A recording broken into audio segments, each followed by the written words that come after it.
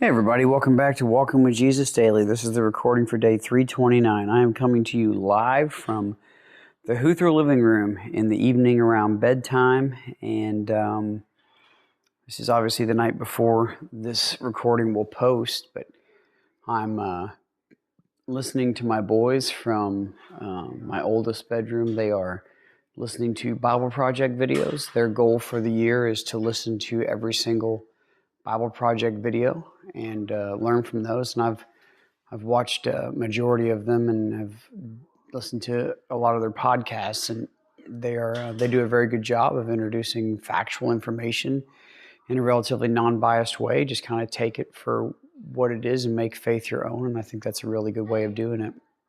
I'm watching my wife up on a ladder decorate Christmas tree or hang lights from it, and I'm seeing the great amount of work that she's putting into it, and I'm sure it will look really nice when it's all done. And I was kind of talking with my family about, how to end this year, how to make this year, how to wrap everything up. And they all thought it would be a good idea to kind of talk about the lives of the disciples after this point. So I've gone through and looked up a little bit of information and found what I could, but if I'm honest, there's not a whole lot of information about what happened to the disciples afterwards. We know that when we read from John chapter 21, Jesus is talking to Peter, and he gives him, he asks him 3 times, do you love me? And a commitment love, a deep personal relationship kind of love. And it's very interesting. And then right after this, he tells him that, I'll read it to you. It's starting in verse 18 of chapter 21 of John. Truly, truly, I say to you, when you were young, you used to dress yourself and walk wherever you wanted, but when you are old, you will stretch out your hands, and another will dress you and carry you where you do not want to go. This, he said, to show by what kind of death he was to glorify God. And it seems that maybe the best person to start with would be Peter, even though Peter was not the first disciple to be put to death. We know that Judas was the first that died, but it was not the first one who was martyred or put to death. And we wonder where these disciples went and how they took Jesus' message of making disciples. So I'm just going to read to you some information that I was able to gather. Some of this is true. Some of this is tradition. Some of this is trying to put together historical information. Some of this is information that was passed down from generation to generation. This is what we do know before we start any of this, is that we do know that through these 12 men and through those followers of Jesus 2,000 years ago, Christianity has spread to every nation, and people all over the world have heard about Jesus. And that is pretty amazing in and of itself. So if we take that and kind of go with it, what we can understand is we may not know exactly where each of these disciples went. We may not know every lesson that they taught. We may not know every person that they baptized or every disciple that they made. But we know that they made some. And we know that there was a ripple effect from that. And if that tells us anything, it's that it doesn't really matter if people know the journey that you're on, if people Understand why you're on the journey that you're on, if it's written out or if people talk about you in 100 years. What matter is that you are listening and being guided by God, by His Spirit, in everything that you do and in every place that you go. And one day it will only matter if one person knows you, if your name is written down in one book, and that is the book of life. And nothing else will really matter. It never has, and it never will.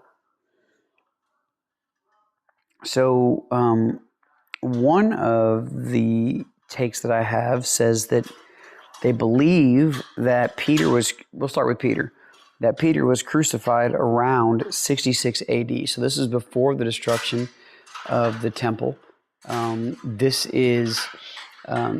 It says Peter was crucified, which means that he didn't die of old age.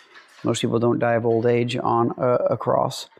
And this was, like I said, before the destruction of the temple, and he lived actually a pretty good long time after the resurrection of Jesus, since Jesus was supposedly born about 5 BC.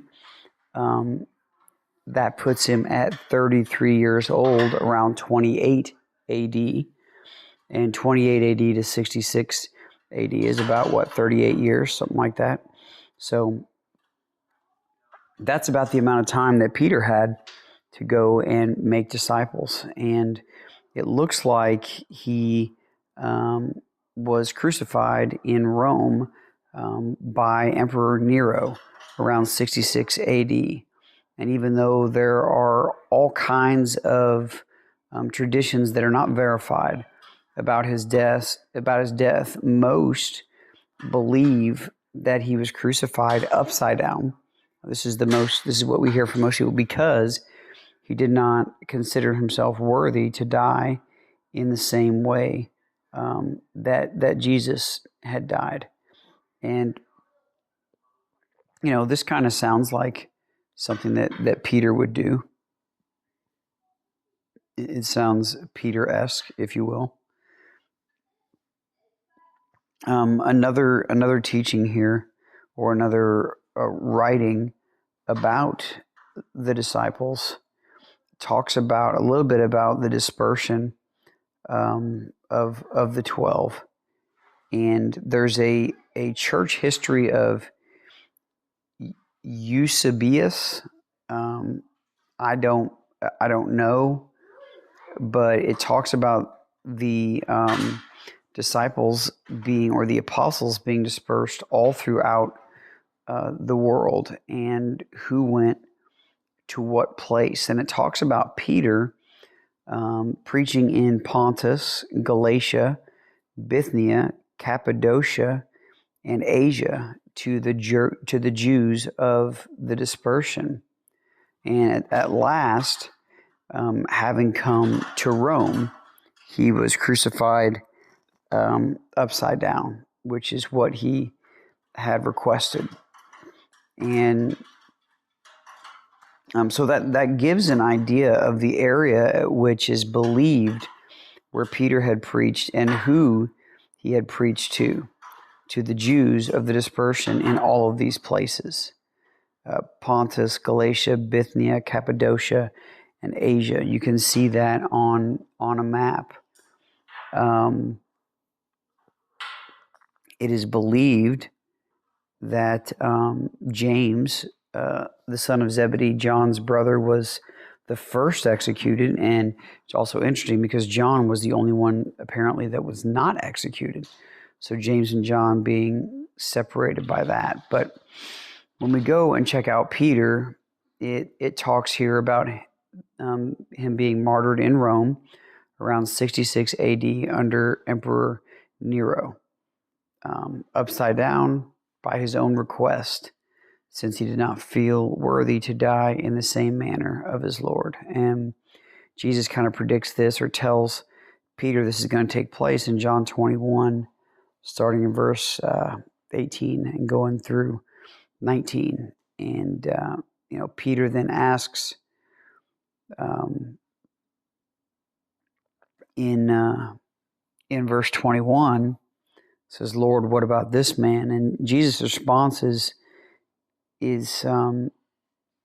pretty direct. He says, if it is my will that he remain until I come, what is that to you? You follow me.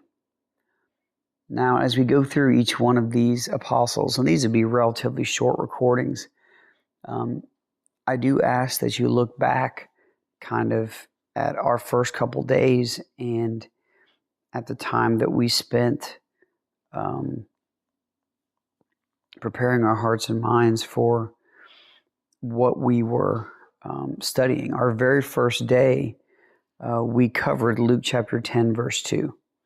Luke chapter 10, verse 2 says this, and he said to them, the harvest is plentiful, but the laborers are few. Therefore, pray earnestly to the Lord of the harvest to send out laborers into his harvest. And this is who we are now. We have walked with Jesus for this year. We have heard every word that he spoke. We have gone every place that he's gone. We've witnessed the miracles. We've witnessed the ways that he did things, the way that he lived. We saw him take breaks. We saw him fearlessly and boldly preach the truth. His disciples with him not understanding until the Spirit came. And we're going to learn about that next year. But with all that being said, and with all this coming to fruition, the question really comes down to the same question we asked at the beginning.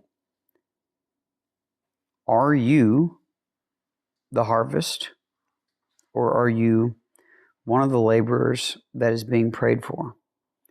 Because you're one or the other. And I hope that you were a part of the harvest and are now one of the laborers ready to go. I hope that throughout this year, there has been things that God has been preparing you to do, and places that God has been preparing you to go. I pray that as you look back on the year, that I'm going to read this final line from the very first Devo we did at the very beginning of this year. It says, spend some time in prayer and honest self-reflection on these questions. And this came from the 5th day of January, 2025. Let God search your heart, and then let him lead you in 2025 and your future. And your future would be the rest of this year and into 2026. So we're going to read a lot next year about what Peter did, about the letters that he wrote, about the places that he went, and the way that he preached, and how God used him. And hopefully we are ready to live the life that we read about from these apostles, live the life that Jesus led us to want to live, and to leave behind the life that we once lived, that we realized is fruitless. So look back at your year, look back at the questions that you asked yourself on day one, and now asking yourself those questions again, and see where you are. Have you allowed God to transform you? Do you see and think and hear and live differently than you once did? And if so, then give that glory to God. Praise God for his mercy on you and for his love, and don't stop chasing him. Don't stop pursuing him. Peter never did, despite what happened to him. He never stopped pursuing God, and he is with God now. And I can't imagine the glory that he gets to witness, and the singing that he gets to hear on a moment-to-moment basis. All right. I love you guys. I'll see you tomorrow.